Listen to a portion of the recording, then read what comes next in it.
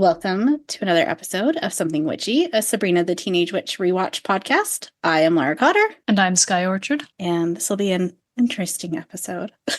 I'm currently passing kidney stone. We'll see what happens if I run out screaming in the middle of this. Skye did not have an energy drink like they promised me. I know, I'm sorry. It's because it rained, and I get a migraine when it rains.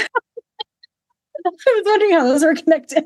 My sinuses are effed up, and so instead of rain clearing allergies, it just makes me feel like I've been in a room full of pollen. That's how it messes up my sinuses. And so I didn't think a Celsius on top of it would do well for me this evening. That's fair. That's fair. I think there's something to plants releasing smells or pollens though when it rains, because I have a little catnip plant for Mabel out on my patio and she ignores it until I water it. And then as soon as I water it, I don't know if it releases some sort of smells or chemicals, but all of a sudden she beelines for that plant and starts nibbling on it, which I'm trying to make her not do because it has 5 leaves on it right now. If she wants more than 5 leaves, she has to wait. I put some cat grass out on the catio and the cats have already overturned the pot. And now I'm going to have to regrow new grass. They wouldn't ration themselves. Crazy, I know. Mabel won't touch her cat grass. She's not like a normal cat where they nibble on it. What she does is she grabs it and she yanks it out and then just drops the blades of grass around the little planter thing. That's what the kittens did with my succulents. I had a full succulent planter before Jill and the kittens moved in, and then I didn't have a succulent planter anymore. Also, congratulations to us for not even starting the episode and getting off topic. A+. Good job. And I didn't need pain meds to do it. Look at me. My first question is, what is something that you have held on to for way longer than you probably should have? And hopefully you still have it and you should probably throw it away. No. Can't. It's hard because it's always but I'm gonna need this one day. One day in the future. I have a lot of my Latin conjugate worksheets from 8th grade English. Just because you never know when you might need to, look up that Latin conjugate, and there's no such thing as the internet to do that. I need the physical paper to remind myself. How often are you speaking Latin? Or having Latin spoken to you? You're not Catholic. You're not going to mass. That might be the wrong word. A lot of the English language is made up of combined words from Latin and Greek and all those. And so it's worksheets of this. Half of a word refers back to this. I'm sure this isn't making sense, but don't worry. I have the binder of these words and I can share them and show you what I mean. Please do. And then I also have a very poorly welded fencing sculpture I had to make for my scenic design and props class when we were doing welding. It's real bad. It's like a door stopper at this point, but I can't get rid of it. I welded that. No, you never get rid of art projects. I still have my art projects for the 7th grade. I have them behind my bed and can pull them out right now. So 7th grade, we were learning how to do stencil art. And I have all of my instinct art from that period. It's amazing. And I'm never getting rid of it.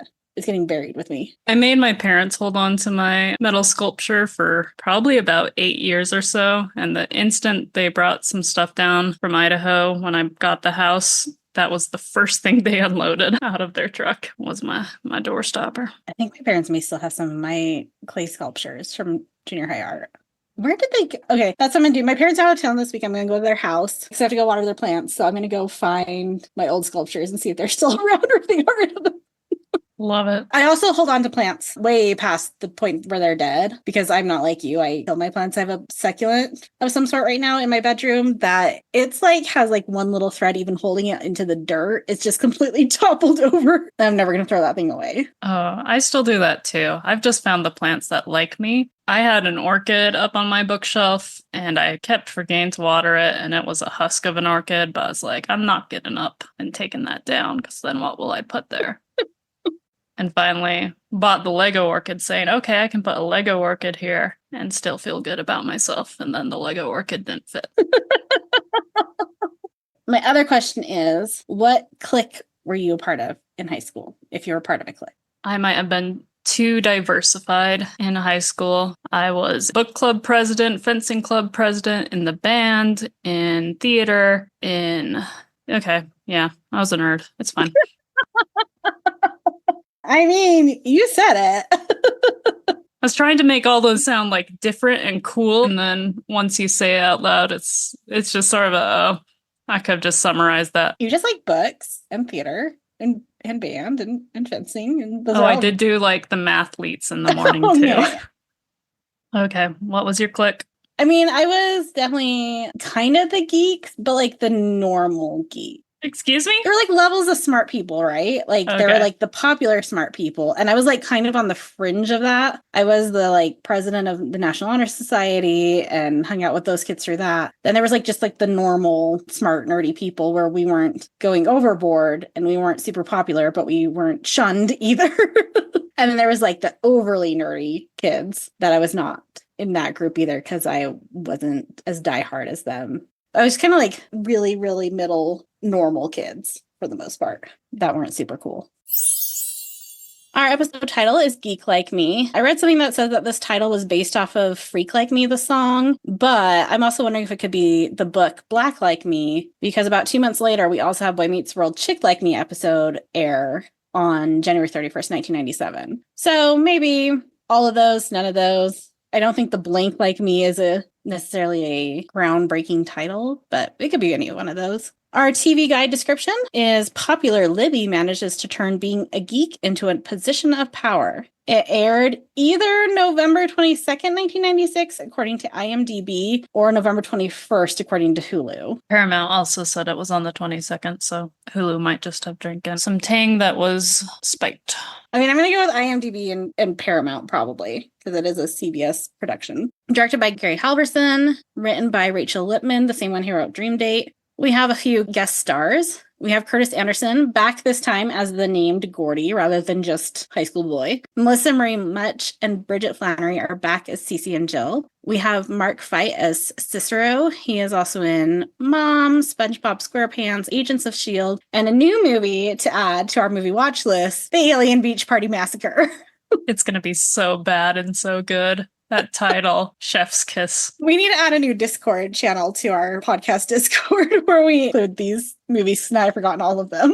That's a very great idea. Space Grandma, Alien Beach Party Massacre. Oh, and Human Zoo. That's the other one. Henry Han Kong is Sherman. His only acting credits are 2 episodes of Sabrina. So it's this one and then another one in season 3, and then 1 episode of ER. We have James Fields as Howard, back from the Terrible Things episode. And then John Knight as Matt Sabetti. He was in Buffy, Boy Meets World, and Hang Time. Overall thoughts, ratings on this episode.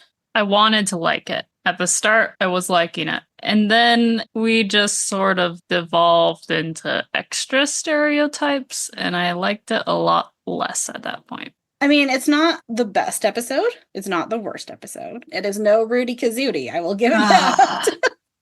I swear you bring up his name just to pain me. I do now. I do. I mean, get ready. It's going to be 7 seasons of me bringing up Rudy Kazooie. There's tears in my eyes. That's how scary that is. I will say I really enjoyed Jenna Lee Green's acting in this. I thought Libbie was, I mean, they really gave her a chance to shine and really play through it, and she did. You really see more of her chops as an actress than you've gotten so far. I don't think I've ever appreciated Libbie as much as I did rewatching this episode as an adult, being like, oh no, the fact that she can be Libbie and bring Libbie through in both of these situations, both as a cheerleader and a nerd, and make it work, like, that's a woman who embodies the essence of Libbie. Well done, Jenna Lee Green.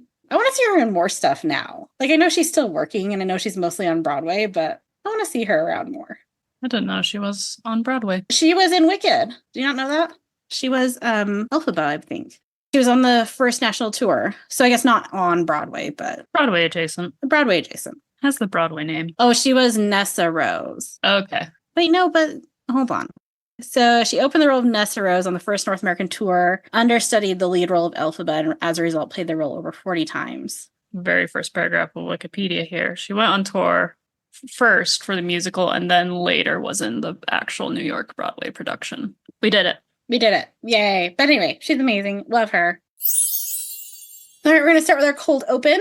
Hilda is petting a pink flamingo lawn ornament when Zelda comes stumbling out of the linen closet holding a suit of armor saying, "We are definitely getting rid of this." Hilda asks where she found her cuirass. Did I say that right? Cuirass. Cuirass. and Zelda can't throw it away. Zelda says she hasn't used it for centuries, but Hilda was waiting for it to come back in style. So this, at this point, is 17 seconds into the episode, and this is where it all devolved right here, right now. I'm ready to learn. Okay, so the cuirass that Zelda pulls out of the linen closet is a very interesting style. Going back to my nerdy stuff, I wanted to originally major in history. I wanted to be on the History Channel and talk about this shit as a living because I grew up watching the History Channel, loved all the medieval stuff, particularly there. And so this cuirass grabbed my attention because it's very bulky, but it has some of the stylings that would make it closer to the Renaissance era in design. And so I went down a deep wormhole. Did not leave that 17-second mark for a while. I was constantly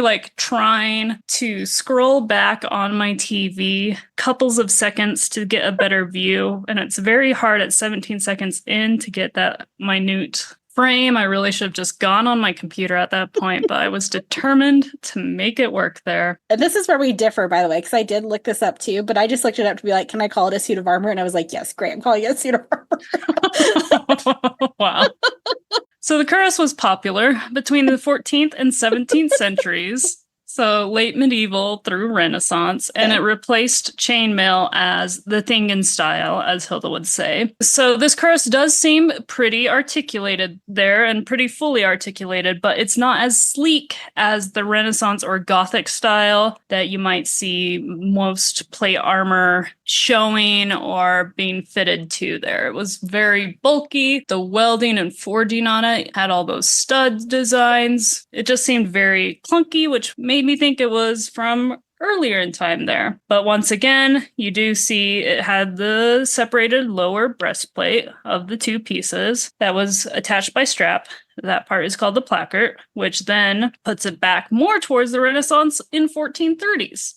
I know deep in my heart, the props department just found something that someone made that said, this looks like a suit of armor, because we really don't know that much about medieval armor. It wasn't until the Renaissance, so a couple centuries after all this, that Renaissance figures were like, oh, we should study this and figure this out. So a lot of the knowledge we have isn't necessarily based off of the actual artifacts we have. Thank you, Ask Historians Reddit, for some of that information there. One of the best subreddits. Right. Also went down a welding history timeline, all that stuff. And then I decided to hit restart on the whole episode because I was tired of trying to scroll back minutely. Then you see a helmet in the box in the first 2 seconds. And that could have solved a lot of my questions right there had I noticed it during that first 2 seconds instead of pausing at 17 seconds. Because that helmet, it has the comb, it has the helm, it has the visor, and the gorget of a 1500s helmet. That's where I'm putting at, is 1500s. However, then you notice that there is this large rearing horse on the top of the helmet as the comb, which would weigh this helmet down in such a way that you couldn't actually fight in it. And so at that point, I just said, I hate you, props department, and pressed play again. We can talk about the mace too, if you would like. Let me get there. Let me get to the mace. Okay. Because my question is, the horse part, maybe this was just a ceremonial and not a fighting suit of armor. Maybe, but I hate it. Or maybe it's a magic helmet, and because there's a horse on it, you turn into a horse when you wear it. If it were a magic helmet, it would fit better. Reminder, no caffeine involved in this episode, nor pain medication.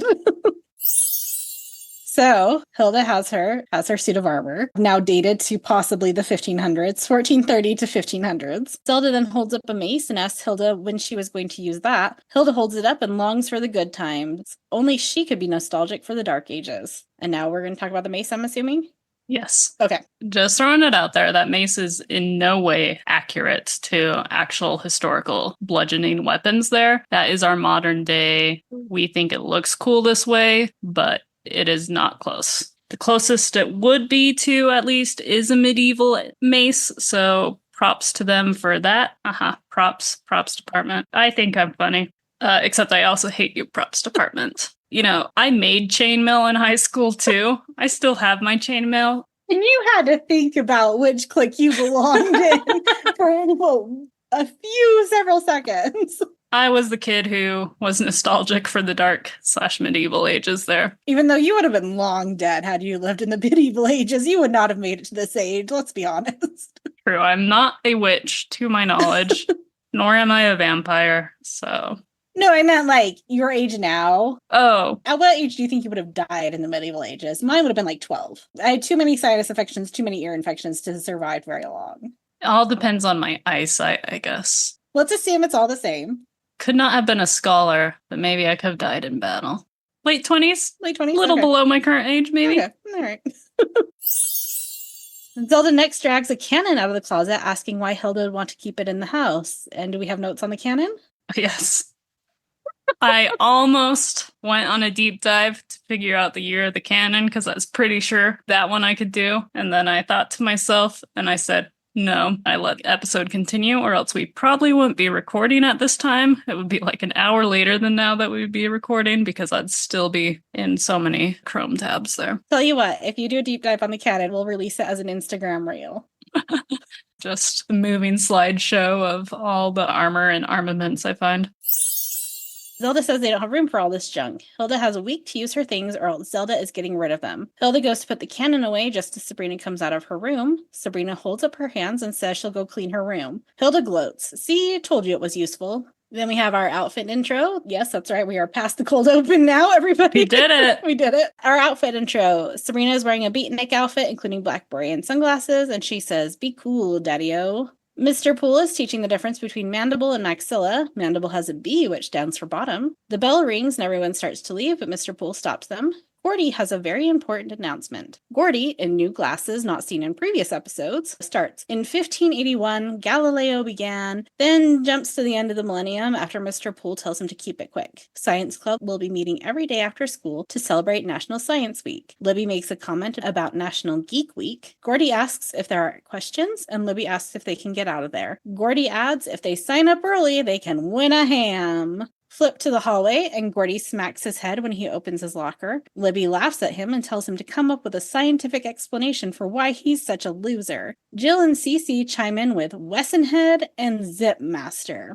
And at this point, I'll give our two definitions, but I'm not satisfied with the ones I have. If anybody has a good definition or explanation for what the insult Wessenhead is supposed to mean, I will Venmo you $5. Whoa. You have to be the first one. Email us at somethingwitchypod@gmail.com with your answers as to what Wessenhead means as an insult. Best one that I feel like is actually plausible. I'll Venmo you $5. My two answers, and both of them are bad, were one, Dick Wesson was an actor, pretty prolific, starred in something called Destination Moon as one of his movies. I was like, maybe they think that he's kind of geeky in their dumb movies, and that's what it is. I don't think it's that one. I don't like that answer. My other answer that I like a little bit better is Paul Wesson was an astrophysics and theoretical physics professor, but that would have required Jill or Cece to know who Paul Wesson was, which seems extremely unlikely. So, Skye, what are your explanations for what Wessenhead means? So first, according to the Youth and Urban Dictionary, Gosh. Wesson is to consume something extremely quickly, not letting anything or anyone get in the way. So Gordy could just be consuming the knowledge, consuming the science very quickly, will not let not being popular or anything like that get in his way. No, don't like that one. Yeah, that's a rough one. I think this next one wins, and I think there are enough context clues following throughout the episode that it could work. Okay. So there is also a brand of oil called Wesson Oils that makes canola oils that started up in 1899. So I think they're calling his hair oily, and you will note several times during this episode, they talk about oily hair and they associate it with the geeks. I like that one. Is that still a brand of oil? Is it still being made today? That's what Google made it seem like. I think that's my favorite one. Okay, everybody, you have a week after this episode airs to come up with a better explanation than that, or else Skye gets my $5. Yes! I can buy so much Tang with that. Why don't I just buy you Tang? I'll just buy you Tang. Well, if I don't want Tang by the time this episode airs. Too bad. Sabrina watches and says to Jenny that she feels bad for Gordy. Jenny says no one cared what Galileo did in 1581. He entered the University of Pisa, replies Sabrina. Jenny didn't know Sabrina was a geek. She's not. She just likes science. Does that make her a geek? I mean, sure, she likes science, but she's also going to make a math joke, and this seems a little bit more history related than just science there. Also, fun fact, Galileo almost became a priest and ended up only enrolling at the University of Pisa for medicine to appease his father. So I doubt he would have made the galaxy discoveries had he become a priest, because I feel like Catholicism did not like, it's not astronomy. What's the word I'm looking for? Astronomy. Were you thinking astronomy was astrology? Yep, it sure was. Does Tang have caffeine in it? Checking the ingredients. I bet you somewhere out there in 2024, there is a caffeinated version of Tang somewhere. Oh, I'm sure there's even like a mixer of Tang as well. And if there's not Tang, if you're listening to this, that is our idea and you owe us royalties if you decide to make caffeinated Tang. And or alcoholic Tang. Oh, that sounds terrible. I mean, throw some vodka in and it's almost like a screwdriver, just synthetic orange. We're adding that to the cookbook. Yes. Screwdriver. Got it. Sabrina was thinking about going by the science club after school. Jenny tells her if she shows passion or enthusiasm for anything in high school, you're doomed. You may as well be wearing a big kick me sign. And at that point, I was like, Jenny, that's your whole shtick. And then they walk away, revealing that Jenny does, in fact, have a kick me sign on her back, which is fair. Jenny's a little mean in this episode. A little bit. Especially considering it's like you said, it's her shtick, and she's been a little judgy and mean. She's mad because she wasn't in the last couple episodes.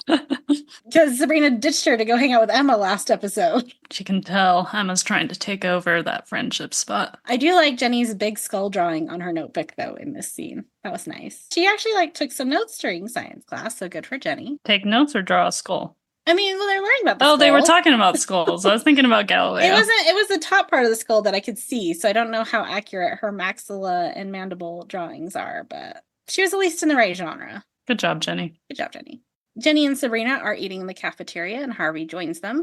Jenny asks Harvey to help them because Sabrina has a problem. Sabrina says she's thinking of joining the science club. Harvey laughs. He didn't know she was a geek. That's the problem. She's not. Harvey admits that's what they'll think. Jenny says they can't change the whole system for her. Again, Jenny's whole shtick is changing the system, tearing down the barriers, revolution, etc. Sabrina doesn't understand why everyone needs to be put in boxes. She points out the cheerleaders only eat with the cheerleaders, the geeks only eat with the geeks. She doesn't want to be labeled. And I have read some things that argue that this is the largest difference between millennials and Gen Zers.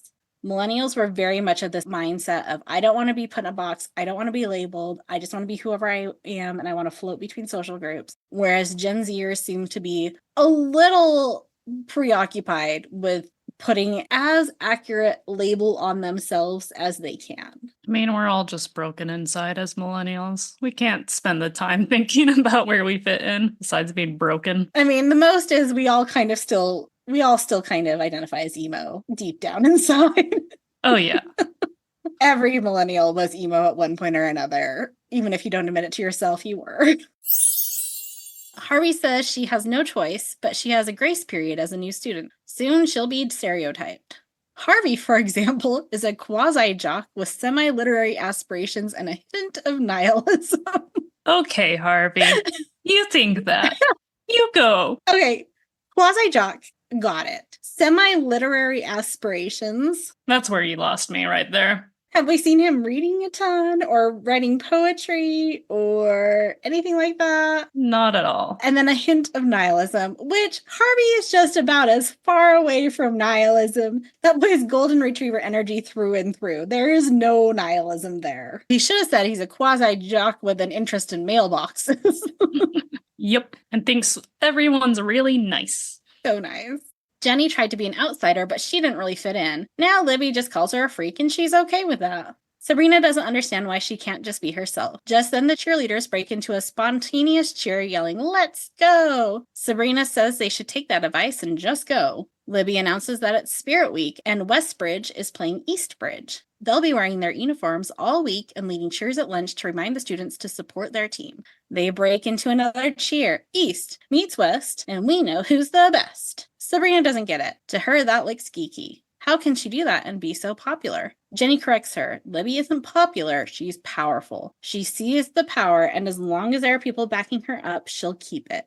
It's all very Stalin. Harvey doesn't know what they're talking about. Libbie has always been nice to him. Himbo on aisle 3. Clean up. Himbo.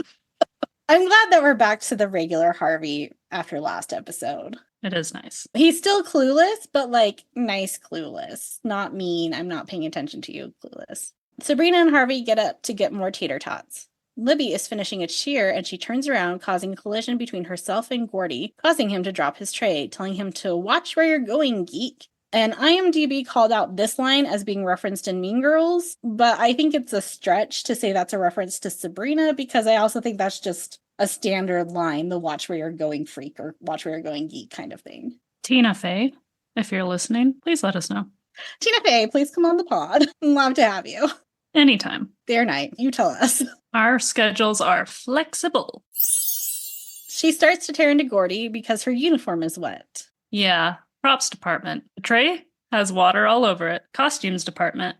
Libbie's outfit is completely dry. Do you think it was because, though, they couldn't keep doing takes and waiting for Libbie's costume to dry between each take? No, because there's so many of those cheerleaders, sweatshirts, sweaters, whatever, that she just throws on a new one for the new take. You only have a certain amount of time you can film with the audience and with kid actors, so you want to save time as much as possible. Have we established there's a live audience? I mean, I'm going to go with... Okay, hold on. Oh, they weren't filmed in front of a live studio audience. That explains my issues with some of the laughs that I think should be bigger.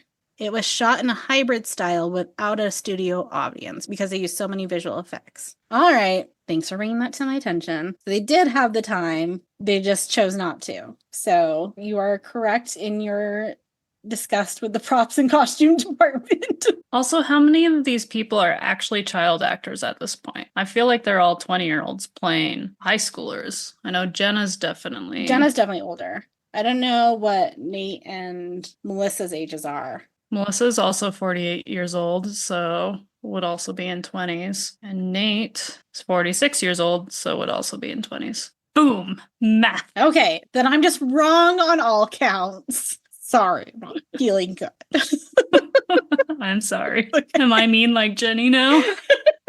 No, I appreciate your dedication to the truth and accuracy. Truth is out there. Sabrina tells Libbie to lay off Gordy. Libbie says it's just like a freak to defend a geek, and maybe they can get jobs together at the carnival. She storms off, but takes the time to give a sweet, "Hey, Harvey," as he walks past, with him pointing out, "See, she's nice." Oh, Harvey. Back in the hallway, Jenny asks Sabrina if she's going to science club. Sabrina whispers that she is, pointing over her shoulder to Libbie and friends, indicating that she doesn't want them to know. Mr. Poole is talking to the 5 members of science club, same as last year, so none of them were killed at summer camp. And it's a very diverse group of nerds. Like, not gender-wise, but, like... ethnicities. It's not like 5 white kids or half white, half Asian. Like, we got a mixture, so... Also, they were drinking juice, which, first off, drinking juice in a science classroom, debatable whether that should happen there. Do you know about the times that I ate in my chemistry research labs that I should not have been eating? We taught 5th graders, Laura, that you never eat around the science or eat the science. It was on my desk, which is like a foot away from where their experiments were happening. Great. Anyways, about my juice. Your juice. Back to your juice. Saw that orange color, and I instantly said, that is Tang. And then I was justified, because later on, they say it's Tang. And now I am drinking Tang during this episode in honor and for any hint of sugar to help us get through this episode here. Cheers to Tang. Cheers to Tang, which I have never, as far as I know, I don't think I've ever drank Tang. So magical. That's my youth right there in the 90s. Tang. Mine was Squeeze-Its. Remember Squeeze-Its? The Kool-Aid Squeeze-Its? They're not Kool-Aid. Oh, my bad. They tasted like Kool-Aid, but they were a different brand. And now Kool-Aid has their something else that looks like a Squeeze-It, but it's not a Squeeze-It. Oh, gosh. Tang is 69% added sugars. What did you think it was? It's like Kool-Aid. Did you think it was just like ground up dried orange? Well, no. I just didn't think it would be 69%, which, nice, but also, that's a lot of sugar. I've been cutting out sugar, so it's just one of those, ooh, maybe I didn't need caffeine after all. Oh, gosh. Mr. Poole asks Sherman if he got contacts, but someone just stole his glasses. Mr. Poole turns to the topic at hand, the possibility of life on Mars and what this means. Howard says the government has been covering this up for years, and Mulder and Scully were right. The truth is out there. The rest of the boys agree, but Mr. Poole stops them. The X-Files is fiction. Scully and Mulder are played by actors. Did you ever watch X-Files? I started watching, and then I forgot. This wasn't long ago either. It was 5 years. Okay. I need to go back. It's one of those, I started something and then shockingly did not finish. The boys are disappointed, and they're also disappointed that you've not finished the X-Files.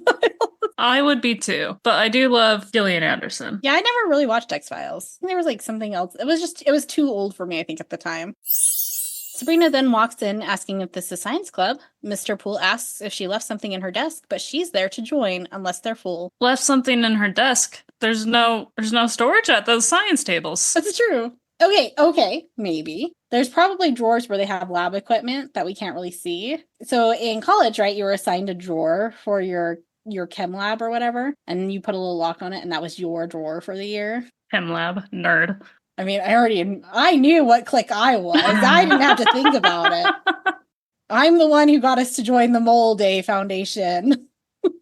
So maybe that's it. Maybe she has a little cubby or something. Okay.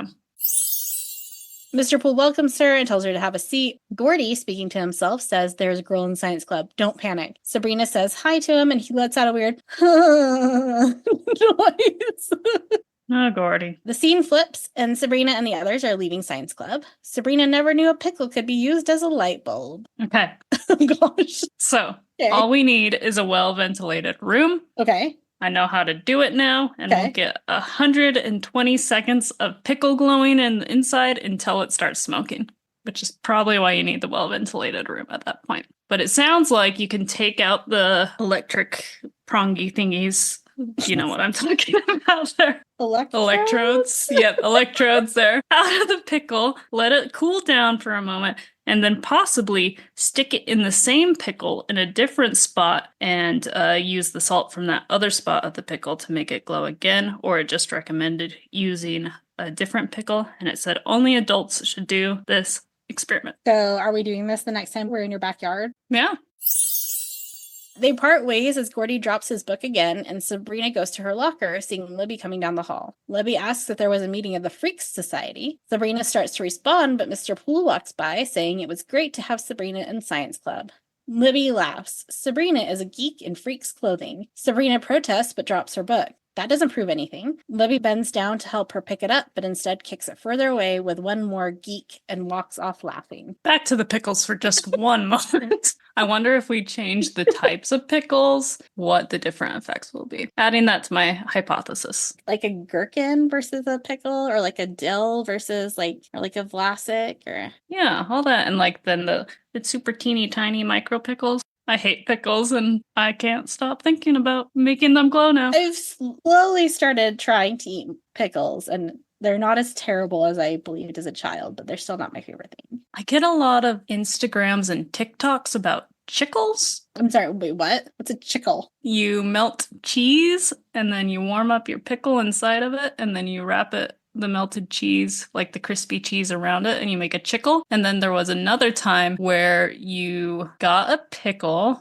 You either put chicken inside of the pickle. But how? Or you put the pickle inside of the chicken. I think it's that. And then you wrapped it all in cheese, and then you air fried it. I get a lot of pickle recipes for not liking pickles. What is your algorithm? It beats me. What is AI saying about you? AI doesn't know either. It's always a fun time when I manage to get back onto Twilight TikTok, and I'm not sure what I did to get back into Twilight TikTok. I know why. That's because you and I are friends, and it will send you stuff based on your friends, which is why everything I send to Nikki, she's already seen, because it sends me things based off of her and what she likes. And so you get the Twilight stuff because I get the Twilight stuff and I get excited about it and I send it to people. And so then it's probably like Skye and Lara are similar enough that I bet Skye would also like this Twilight stuff. Oh, don't get me wrong. I love good Twilight TikTok every now and then because I love K-Stew. It's always random. I never know what I will get on any day I open TikTok.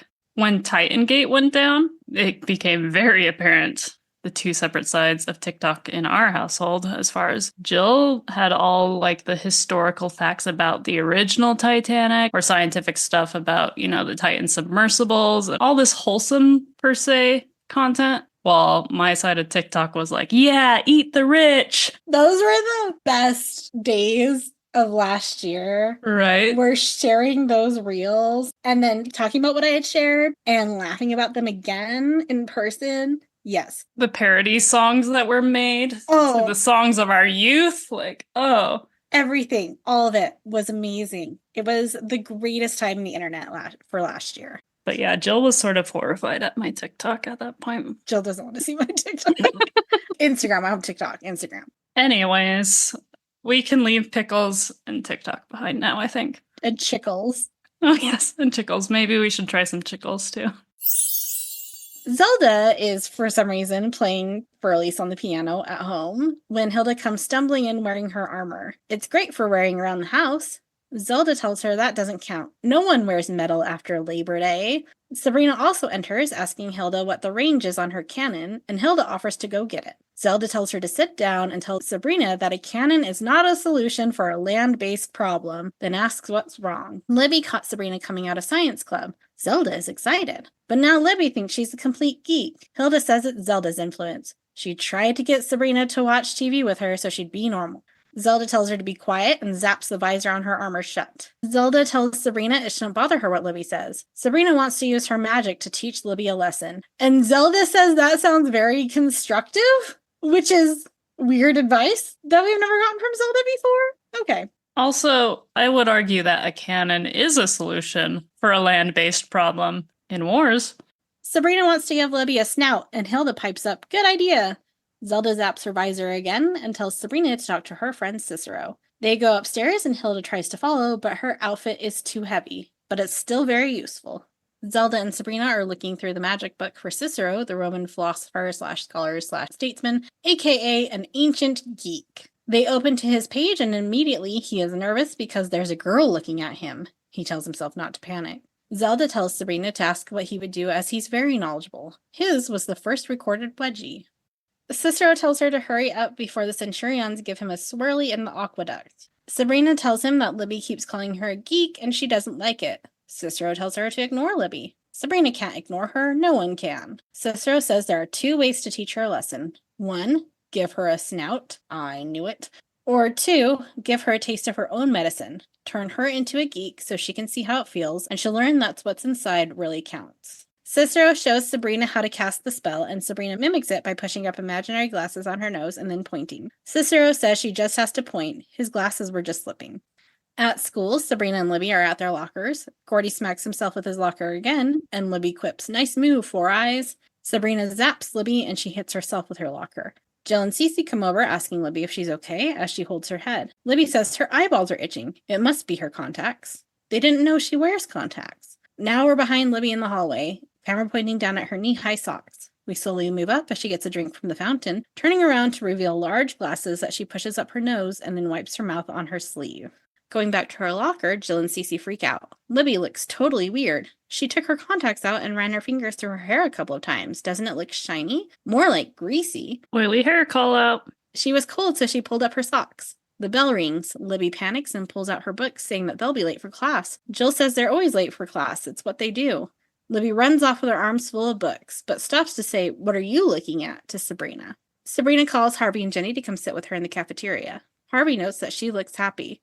It's a New World Order and butterscotch pudding. I would say that is one of the worst puddings you could have. Well, Harvey gets excited about the pudding, just glossing over the New World Order comment. At the cheerleader table, Matt Sabetti is coming over. He says hi, and Libbie lets out a weird noise. He walks away, weirded out. What was that noise? Libbie's asthma just kicked in, and she needs her inhaler, but it's time to cheer. They get up and start their cheer with Libbie a beat behind. She adjusts her glasses and gets the pom-pom in her mouth. Her moves are off, and she smacks Jill in the eye. The other cheerleaders huddle up without her and decide that she's sitting out Spirit Week. She's a threat to the whole team. She asks where she should go, who will she sit with, and Cece says she'll fit in at the geek table.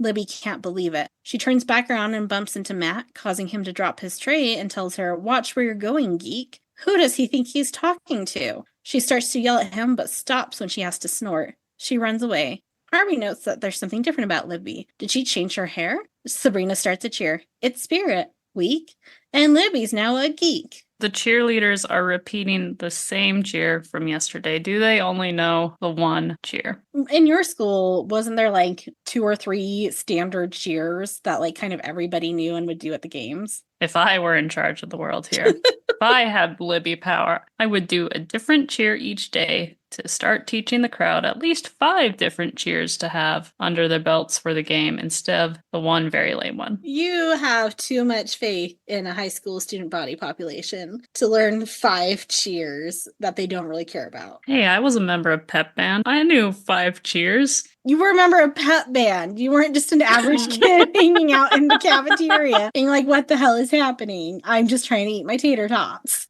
Touche, touche. Jenny notes that people are laughing at Libbie. Harvey again points out that she's always been nice to him. Sabrina is going to go talk to her. Jenny says that whatever Libbie is going through, it doesn't involve Sabrina. Who said it did? It's not like Sabrina is responsible. She's just a really empathetic person. Sabrina goes into the bathroom calling Libbie's name. The bathroom, by the way, that Sabrina has been banned from since day 1. We can hear Libbie wheezing. Sabrina opens the stall and Libbie asks what she wants. To talk. Don't you mean to gloat? Sabrina can talk and gloat at the same time. Sabrina thought Libbie might need a friend. Libbie doesn't understand why her friends don't understand that geeks have feelings. If you trip us, do we not fall? If you prick us, do we not scream and pass out? Merchant of Venice shout out there. Sabrina asks what that teaches her. Libbie replies, to hate cheerleaders. Sabrina says it's what's inside that counts. Libbie takes a moment to process this. No matter how she looks or dresses, she's still Libbie Chesler. This is very exciting. They go back to the cafeteria and Libbie goes straight to the geeks table to ask if she can sit there. They stare at her, stunned. She tells them to relax and snorts to show that she's one of them. Sabrina returns to her table. Jenny wonders what's going on, and Harvey says he told them she was nice. Sabrina just told Libbie to be herself. Libbie, meanwhile, is talking to the geeks about power, how to get it, and how to keep it. Gordy wants to talk about Xena, warrior princess, but she shuts him down because this is important. Did you watch Xena? Oh, yeah. Good job, Gordy, watching Xena as well. Feeling some women empowerment right there. In the hall, Sabrina tells Jenny that she's going to science club. Is she sure she wants to broadcast that? Yes, today the geeks are safe, just as one of them opens his locker on his head, but you can't protect them from themselves. Okay, we know I'm klutzy. I will admit that. But never have I ever, in all my klutziness, concussionness, slammed my head into a locker as much as they are doing for all these geeks here in this show. I don't think I ever, at least not with opening it. There was a possibility when I had the upper locker that I may have bent down doing something, like stood up and hit my head on the door that way, but I don't have any vivid memories of doing that. Sabrina shows up to science club saying she brought her rock tumbler. Libbie asks if they can help her. Libbie is the new president of science club, and membership is closed. It's limited to 6 people, which is how many can fit in the space shuttle. She sent Mr. Poole for Tang and Fig Newtons. Yes, Tang. Sabrina doesn't belong here. She's not a total geek. The guys agree. She never sat with them at lunch, and she has 20/20 eyesight. Well, stab me in the back with a protractor, why don't you? Sabrina can't believe this. Libbie used to make fun of them all the time, but now she's their leader. Gordy mumbles, not my leader. Libbie heard that and asks Gordy what he said. He repeats, you're not my leader, you're pushy and bossy, and if Sabrina goes, I go. Next, we see Sabrina and Gordy running out of the classroom as Sabrina tells him it was very brave. He tells her, don't talk, run. Hilda is tenderizing beef with her mace as Salem watches, which is like the first time we've seen Salem, and this is the only Salem scene. Tragically, it is. Sabrina comes in complaining about her big stinky day. Her magic never works the way she wants it to. Hilda asks if it would help to pound some beef and hands over the mace. Sabrina hits the meat with the mace as she complains that she got kicked out of science club because she's not a total geek.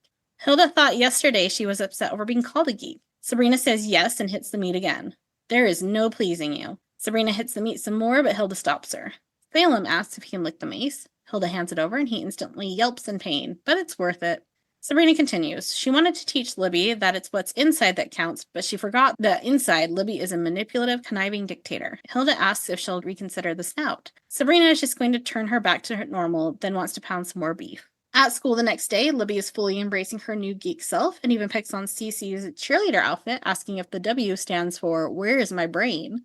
The geeks chime in with, "Hey, look at me. I'm Jill and I wash my hair every day." Greasy hair call out. Which also, like, we know you don't necessarily need to wash your hair every day. Most girls who are that obsessed with their hair care would know that. Another insult is, "How many cheerleaders does it take to screw in a pickle?" They don't get it. You wouldn't. The cheerleaders run off and Jenny comes up to Sabrina. "The revolution is upon us. The cheerleaders are being teased by the geeks." Sabrina tells her she wouldn't be too sure about that and zaps Libbie.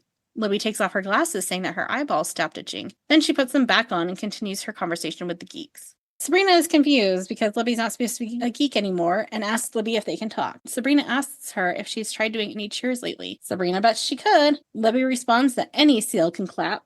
She is a higher life form. Even more confused, Sabrina says she thinks Libbie likes being a geek. Jenny isn't surprised. As long as Libbie can exclude people, she's happy. Sabrina should have listened to Jenny since day one on this. I know Jenny's kind of mean, but Jenny also understands fully how Libbie ticks. She called this from very early on, from the first cafeteria scene. I also feel like there is a scene that got cut here for time because we leave Sabrina and Jenny talking in the hallway and flip to a new scene where Sabrina is walking towards Jenny in the hallway. And it seems like Sabrina has come to this conclusion that she was led to in the previous scene, but there's something missing. There's some connecting scene that's missing here. Probably like she called her aunts or talked to Salem or something and it got cut for time. There's something missing because we immediately flip back to the same location with Sabrina walking into the hallway, going up to Jenny and asking Jenny to go to the science club with her. Jenny isn't into organized science, though. Sabrina thinks she can convince her and zaps Jenny, causing her to hit herself with her locker. Jenny hopes she doesn't have a hematoma. They start walking to science club and run into Harvey, who Sabrina also asks to come to science club, but he says no way. Sabrina zaps him too, and he also hits his head with his locker. Suddenly, he wishes he had every episode of Mystery Science Theater on tape. They go to science club, but Sabrina first goes around the school zapping kids and making them hit themselves with their lockers, including a quote-unquote kid that is a fully balding man.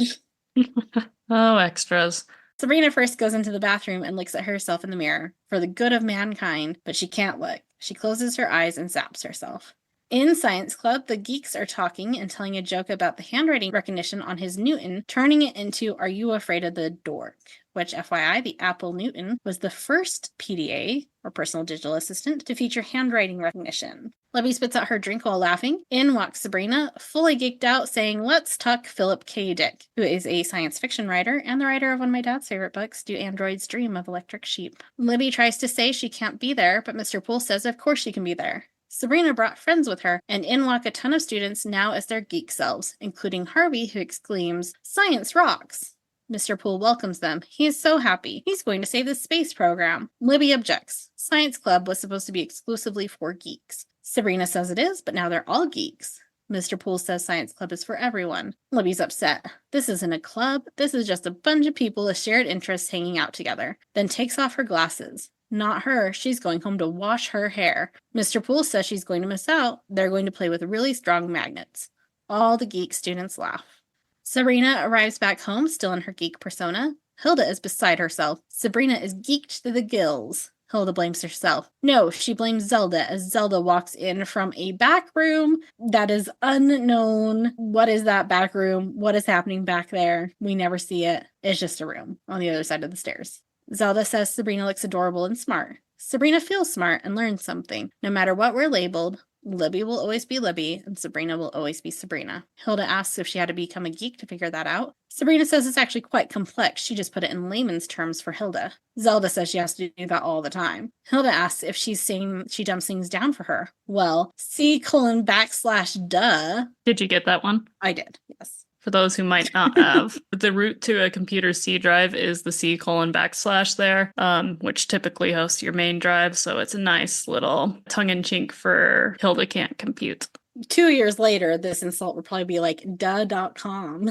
I remember those insults. They start to argue, and Sabrina zaps helmets on both of them before going off to take a shower. Those helmets are ridiculously oversized. Back at school, Gordy yet again drops his book. Libbie laughs at him and says she'll help and starts to kick the book, but stops and actually picks it up for him. Gordy thinks she's just setting him up and runs off. Jill and Cece don't understand. They're not making fun of geeks. Who will they make fun of? Just then they pass Sabrina and Libbie says, "Hi, Sabrina." Super freak. But Sabrina zaps a kick me sign onto Libbie's back. In our end tag, Zelda is at her computer in the kitchen, and Sabrina comes down to tell her that the kid next door is throwing water balloons at the house. Zelda knows Hilda went out to do something about it. Just then we hear Hilda say, "Arr, prepare to be boarded," to me, and a large blast with the sound of breaking glass. What was that?